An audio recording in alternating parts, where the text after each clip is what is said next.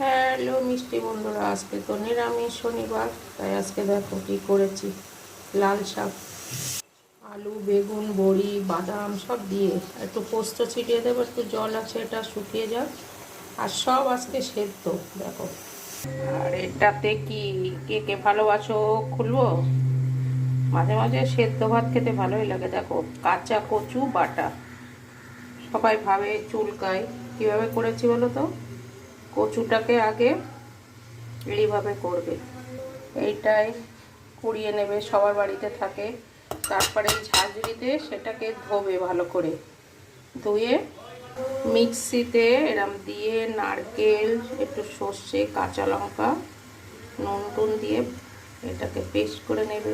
দেখো এবার একটু তেল দেবো, সর্ষে তেল, নাহলে তো ভালো লাগবে, একটু লঙ্কাটা দেবে ভালো লাগবে। কাঁচা কচু বাটা আর কি লাগে, আর পেঁপে সেদ্ধ।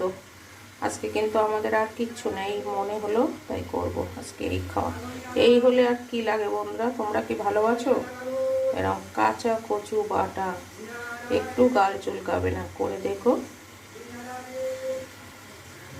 আমার আজকে দুপুরের মেনুটা কেমন হয়েছে বন্ধুরা জানিও।